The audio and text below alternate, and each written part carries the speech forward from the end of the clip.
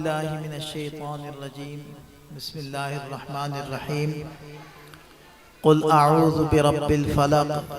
من شر ما خلق ومن شر غاسق اذا وقب ومن شر النفاثات في العقد ومن شر حاسد اذا حسد۔ قل آپ فرما دیجئے اعوذ میں پناہ مانگتا ہوں برب الفلق صبح کے مالک کی، من شر ما خلق ہر اس چیز کے شر سے جو اس نے پیدا کی،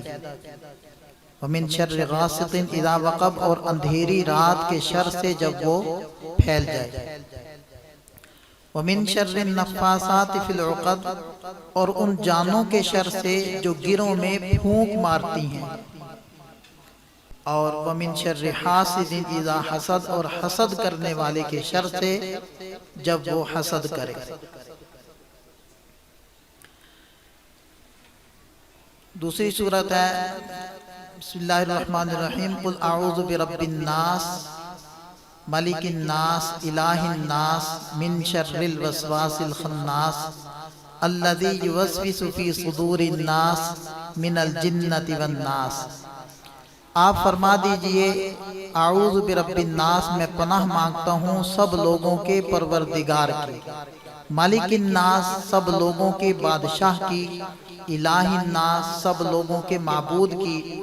من شر الوسواس الخناس اس وسوسہ ڈالنے والے کے شر سے جو پیچھے سے چھپ کر حملہ کرتا ہے یا وسوسہ ڈال کر پیچھے چھپ جاتا ہے، الذی یوسوس فی صدور الناس جو لوگوں کے دلوں میں وسوسہ ڈالتا ہے، چاہے وہ جنات میں سے ہو یا انسانوں میں سے ہو۔ قرآن کریم کی آخری یہ دو صورتیں معوذتین کہلاتی ہیں، اور یہ اس وقت نازل ہوئی تھی جب کچھ یہودیوں نے حضور نبی کریم صلی اللہ علیہ وسلم پر جادو کرنے کی کوشش کی تھی، اور اس کے کچھ اثرات آپ علیہ السلام پر ظاہر بھی ہوئے تھے۔ ان صورتوں میں ان کو جادو سے حفاظت کے لیے ان الفاظ میں اللہ تعالیٰ کی پناہ مانگنے کی تلقین فرمائی گئی، اور کئی احادیث سے ثابت ہے کہ ان صورتوں کی تلاوت اور ان سے دم کرنا جادو کے اثرات کو دور کرنے کے لیے بہترین عمل ہے۔ حضور نبی کریم صلی اللہ علیہ وسلم رات کو سونے سے پہلے ان صورتوں کی تلاوت کر کے اپنے مبارک ہاتھوں پر دم کرتے اور پھر انہیں پورے جسم پر پھیر لیا کرتے تھے۔ تو اس لیے ایک عمل تو ہمیں یہ مل گیا۔ عام طور پر لوگ شکایت کرتے ہیں کہ جی بچے رات کو ڈرتے ہیں، بچے روتے ہیں، یا ہمیں عجیب و غریب خواب آتے ہیں، تو اس کا بہترین طریقہ معوذتین پڑھیں، ایک مرتبہ اپنے ہاتھوں پر دم کر کے جسم پر پھیریں، دوسری مرتبہ پھیریں، تیسری مرتبہ پھیریں، یہ 3 مرتبہ آپ ایسا کریں۔ یہ عمل آپ صلی اللہ علیہ وسلم سے ثابت ہے، اور اس کے اندر ہر قسم کے شر سے حفاظت ہے، حتیٰ کہ اگر اس کا مسلسل اہتمام کیا جائے تو جادو کے اثرات اگر گھر پر یا فرد پر ہیں تو وہ بھی انشاءاللہ زائل ہو جائیں گے۔ دوسری بات، قرآن کریم اللہ تعالیٰ کی کتاب ہے اور اللہ تعالیٰ کا کلام ہے، اور یہ کائنات کی سچائیوں اور حقیقتوں کا مجموعہ ہے۔ اس کا لفظ حرف ایک واقعہ وہ سچائی سے بھرپور ہے، جس کی ابتدا میں رب کریم نے ارشاد فرمایا ذالک الکتاب لا ریب فیہ، اس کتاب کے کتاب اللہ ہونے میں کوئی شک نہیں۔ دنیا کی ہر چیز میں شک ہو سکتا ہے، اللہ کے فرمان میں شک نہیں ہو سکتا، اور یہ ایسا عظیم الشان کلام ہے کہ صرف یہ خود ہی عظیم نہیں اپنے ساتھ جڑنے والوں کو بھی عظیم کر دیتا ہے کہ قرآن کو بغیر وضو کے ہاتھ لگانا جائز نہیں ہے، کیونکہ قرآن خود کہتا ہے لا یمسہ الا المطہرون، اس کو صرف پاک لوگ چھوئیں، ناپاک نہ چھوئیں۔ تو قرآن کو تو اس لیے ہم ہاتھ نہیں لگا سکتے کہ یہ اللہ کا کلام ہے، اس کو جس نے چھونا ہے اس کا پاک ہونا شرط ہے۔ لیکن میں سوال کرتا ہوں کہ جب قرآن کی حفاظت کے لیے ایک گتے کو لے کر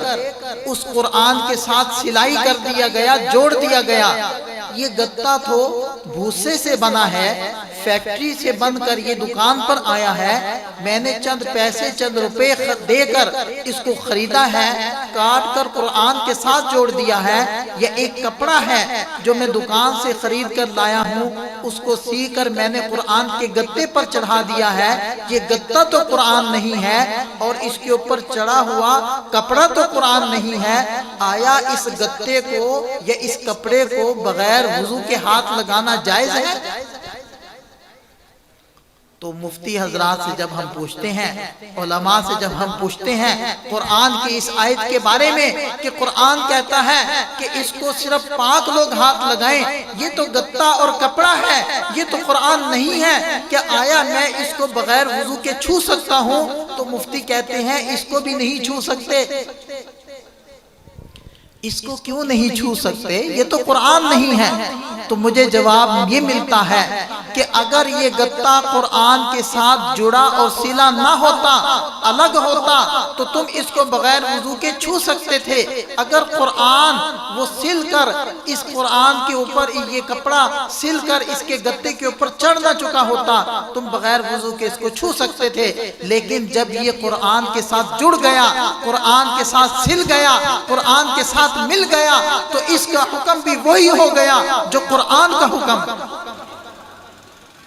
جیسے قرآن کو بغیر وضو کے نہیں چھو سکتے، اس گتے اور کپڑے کو بغیر وضو کے نہیں چھو سکتے۔ واہ سبحان اللہ، یہ قرآن کی شان ہے کہ قرآن جیسے خود قابل عظمت تھا، اس نے اپنے ساتھ جڑنے والے کو قابل عظمت بنا دیا، قابل تعظیم بنا دیا، عزت والا، مکرم اور محترم کر دیا۔ تو جس کے سینے میں یہ قرآن اتر جائے گا وہ اللہ تعالیٰ کے نزدیک قابل احترام نہیں ہوگا؟ گتے میں تو قرآن نہیں ہے،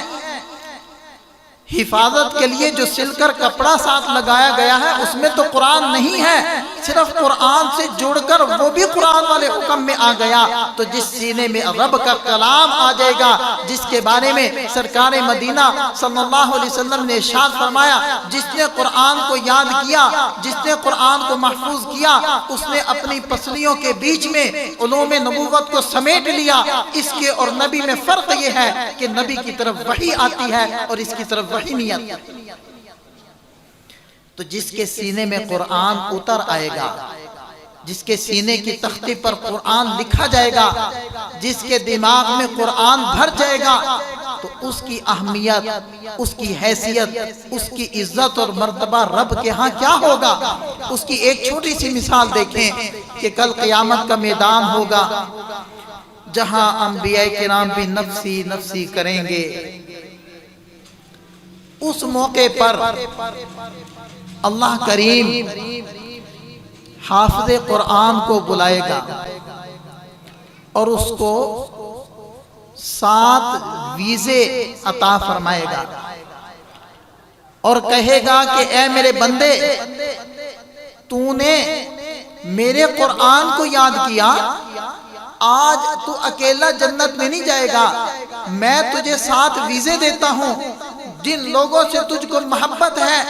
جو لوگ تم سے پیار کرتے تھے، جو لوگ تمہارا تعاون کرتے تھے، جو لوگ تمہارے قریب رہتے تھے، تم ان میں سے جس کو چاہو یہ ویزے دے کر اپنے ساتھ جنت میں لے جاؤ۔ حضور نبی کریم صلی اللہ علیہ وسلم نے ارشاد فرمایا، قیامت کے دن اللہ علماء کو بلائے گا، اللہ اہل علم کو بلائے گا، اللہ اہل قرآن کو بلائے گا، اللہ اہل تفسیر کو بلائے گا، جن کو قرآن کا، حدیث کا، حکمت کا علم اللہ نے دیا، جن کو فقہ کا علم دیا، اللہ ان کو بلائے گا اور اللہ تعالیٰ فرمائے گا یا معاشر العلماء، اے علماء کی جماعت، میں نے تمہارے سینے میں علم اس لیے نہیں رکھا تھا کہ میں تمہیں سزا دوں، میں تمہیں عذاب دوں، اس لیے رکھا تھا کہ میں تمہاری بخشش کروں۔ میں نے تو تمہیں بخشنے کے لیے علم دیا تھا، جاؤ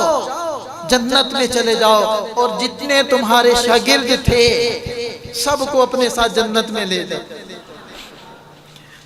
تو علماء تو، اہل علم تو، اہل قرآن تو شہداء سے زیادہ شفاعت کریں گے۔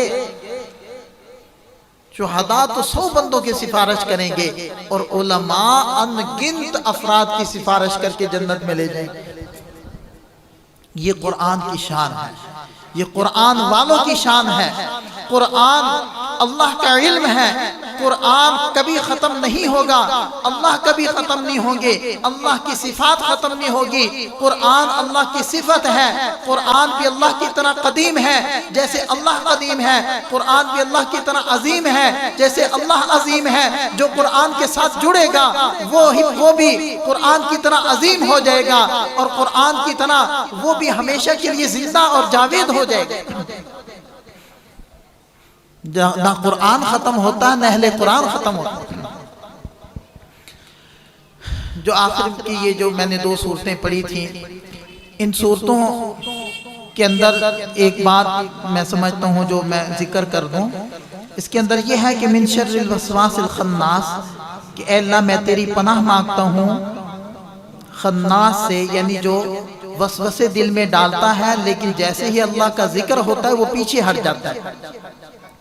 تو شیطان ہمارا دشمن ہے، اور ہر انسان کے ساتھ ایک شیطان پیدا ہوتا ہے۔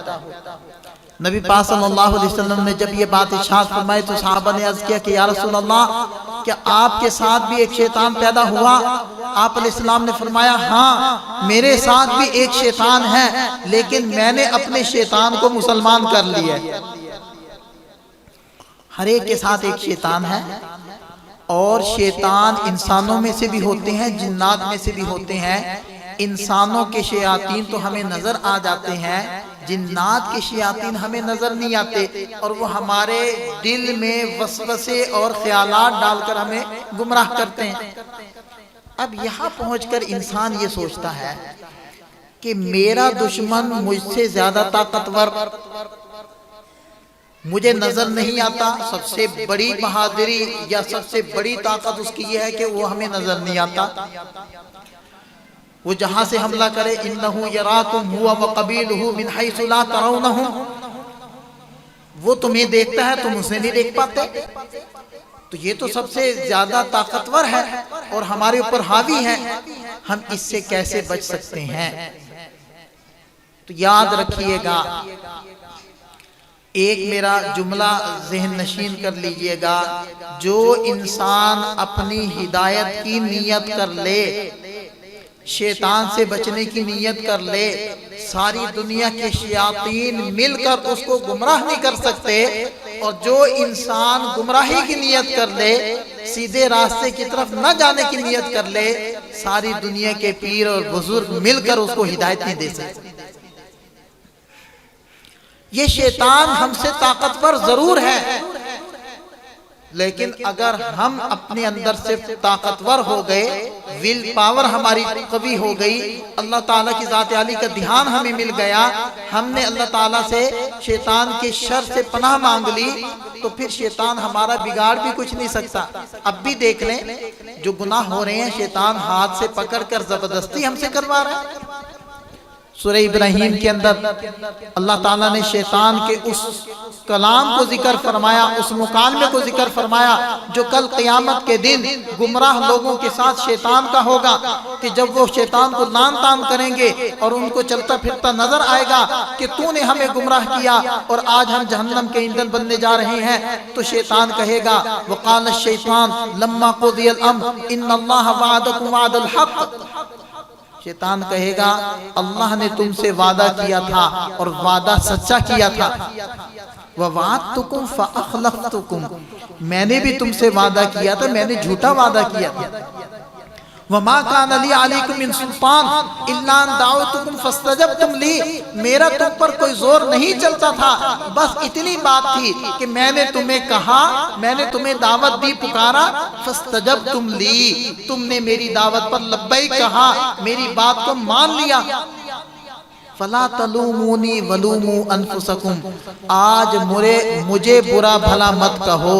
اپنے آپ کو برا بھلا مت کہو، اپنے آپ کو برا بھلا کہو، مجھے مت برا بھلا کہو، اس لیے کہ تم گمراہ اپنی مرضی سے ہوئے ہو. ہاں میں نے تمہیں دعوت دی ہے، میرا صرف اتنا قصور ہے. ما انا بمصرخکم وما انتم بمصرخی، آج تم مجھے نہیں بچا سکتے، میں تمہیں نہیں بچا سکتا، لہذا تم اپنے گناہوں کی سزا بھگتو، میں اپنے گمراہ کرنے کی سزا بھگتوں.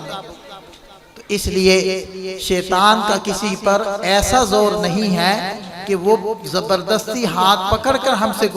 ہمیں گمراہ کر دے، بلکہ شیطان کی صرف دعوت ہوتی ہے، اس کو قبول کرنا یا نہ کرنا یہ میرے بس کی بات ہے. لہذا ہمیں اللہ تعالیٰ سے پناہ بھی مانگنی چاہیے، اللہ تعالیٰ سے توفیق بھی مانگنی چاہیے، اور اپنے اعمال کی اصلاح بھی کرنی چاہیے. اور یہ جو ہمیں ایک سعادت کا موقع ملا ہے اپنی اولاد کو اہل قرآن بنانے کا، ہمیں اس سعادت کو اپنے ہاتھ سے جانے نہیں دینا چاہیے. علامہ اقبال رحمۃ اللہ علیہ فرماتے ہیں وہ معزز تھے زمانے میں مسلمان ہو کر، ہم خار ہوئے تاریک قرآن ہو کر. صحابہ نے قرآن کو لے کر ساری دنیا میں راج کیا ہے، اور آج ہم اہل قرآن ہو کر بھی دنیا میں پٹ رہے ہیں. اس کی وجہ صرف یہ ہے کہ نہ ہم نے قرآن کو پڑھنا سیکھا، نہ اس کو سمجھا، اور نہ اس کو اپنی زندگیوں کے اندر نافذ کیا. اس وجہ سے ہم وہ اہل قرآن ہو کر بھی دنیا میں مار کھا رہے ہیں. ورنہ ہو اہل قرآن اور ہو لوگوں کے زیر تسلط، اور ہو لوگوں سے زیر اور جو ہے مفتوح ہو جائے، یہ کیسے ہو سکتا ہے؟ اس لیے ہمیں اس موقع کو غنیمت سمجھنا چاہیے. جن بچیوں نے قرآن کریم کو ترجمے کے ساتھ مکمل کیا ہے وہ انتہائی مبارکباد کے لائق ہیں، انتہائی مبارکباد کے لائق ہیں. اللہ کریم نے ان کا انتخاب اور چناؤ کیا ہے اور ان کو اپنے علم کے ساتھ خاص کیا ہے. دیکھیں میں بات کو مختصر کرتے ہوئے ایک دو باتیں اور کر دیتا ہوں کہ دیکھیں ایک ہوتی ہے بیوٹی، دوسری چیز ہوتی ہے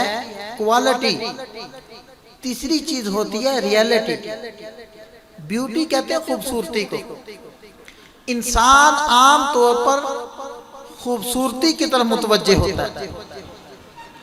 لیکن آپ کو پتہ ہونا چاہیے کہ یہ جو خوبصورتی ہے، بیوٹی ہے، یہ وقتی اور ٹمپریری چیز ہے. کچھ وقت ہوتا ہے انسان خوبصورت ہوتا ہے، کچھ وقت گزرنے کے بعد وہ بیچارے میں خوبصورتی باقی نہیں رہتی. آپ دیکھتے ہیں کہ گاڑی نئی خریدی، نئی نکلوائی، کتنی خوبصورت ہے، 10-20 سال کے بعد اس کو دیکھنا کوئی پسند نہیں کرتا. یہی چکر انسانوں کے اندر بھی ہے. تو پتہ چلا کہ یہ جو بیوٹی ہے یہ وقتی اور ٹمپریری چیز ہے. اس کے پیچھے لگنا، اس کو حاصل کرنے کے لیے خطیر رقم خرچ کرنا، یہ بے وقوفی ہے. دوسرے نمبر پر آتی ہے کوالٹی. کوالٹی کیا کہتے ہیں؟ ایک انسان کی استعداد یا صلاحیت کو. اب دیکھیں کوئی آدمی کسی لیڈی ڈاکٹر کے پاس، کوئی عورت اس لیے نہیں جاتی کہ وہ خوبصورت ہے، بلکہ اس لیے جاتی ہے کہ وہ لیڈی ڈاکٹر ہے. ورنہ اس سے زیادہ خوبصورت اس کے محلے میں اور عورتیں اور لڑکیاں موجود ہیں،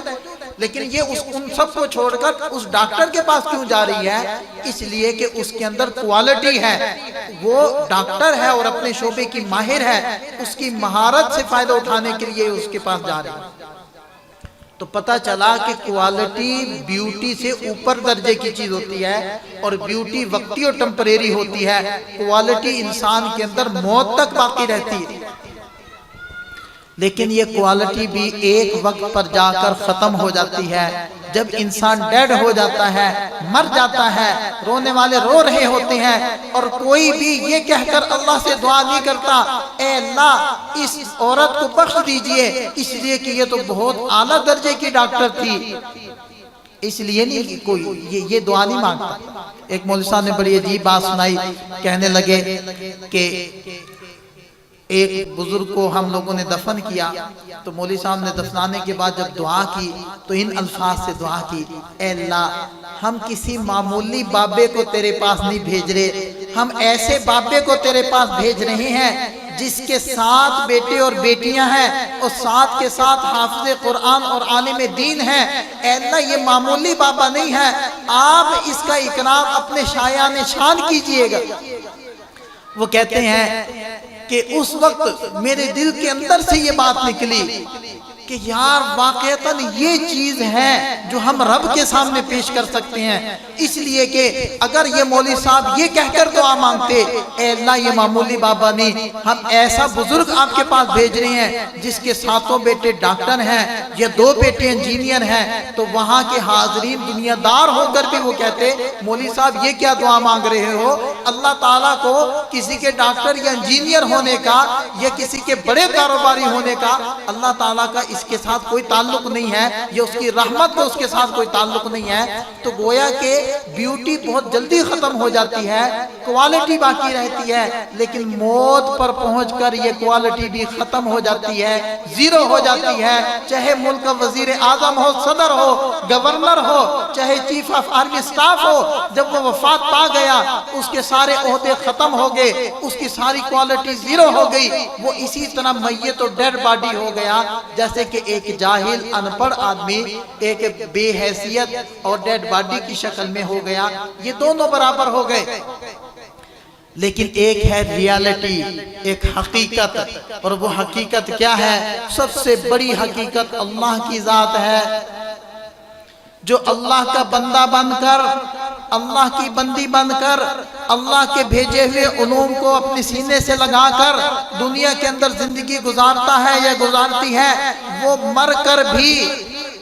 اپنی حیثیت کو نہیں کھوتے اور ان کی حیثیت برقرار رہتی ہے۔ جیسے میں نے پہلے احادیث سنا دی کہ کل قیامت کے دن بھی ان لوگوں کو سفارش کا حق اسی طرح ملے گا جیسے اللہ تعالی حضرات انبیاء کرام کو عطا فرمائیں گے، صدیقین اور شہداء کو عطا فرمائیں گے، حفاظ قرآن اور علماء دین کو بھی اللہ تعالی سفارش کا حق عطا فرمائیں گے۔ تو اس لیے اس سعادت کو سعادت سمجھیں اور اس موقع کو غنیمت سمجھیں۔ مبارکباد کے لائق ہیں وہ والدین جن کے بچوں اور بچیوں کے سینے میں قرآن ہے، قرآن کی تفسیر موجود ہے اور ان کو قرآن کے ساتھ ایک تعلق اور شغف ہے۔ لہذا یہ ادارہ ہمارے والدین کی اور آپ لوگوں کی اخلاص کی برکت سے بنا ہے۔ اللہ تعالیٰ اس کی بہاریں قائم رکھے، اس پودے کو سبز و شاداب رکھے اور ہر سال اس کے اوپر پھل آتا رہے، ایک پھل نہ آئے، سال میں 2 پھل آئیں اور ان کی قبریں بھی ٹھنڈی ہوتی رہیں، اور جن جن عورتوں نے مردوں نے اب مال کے اعتبار سے یا جان کے اعتبار سے قربانیاں کی ہیں اور اس کو بنانے کے اندر اپنے آپ کو پیش کیا ہے، اللہ تعالیٰ سب کو جزائے خیر عطا فرمائے، اور اگر دنیا سے جو جا چکے ہیں اللہ تعالیٰ سب کی قبروں کو جو ہے جنت کا باغ بنائے اور ان کو کرور کرور جنت نصیب فرمائے، اور ہم سب کو اس ادارے کی حفاظت اور ترقی کے لیے اور اس سے نفع خود بھی حاصل کرنے کے لیے اور دوسروں تک عام کرنے کے لیے ذریعہ اور وسیلہ بنائے۔ وآخر دعوانا ان الحمدللہ رب العالمین۔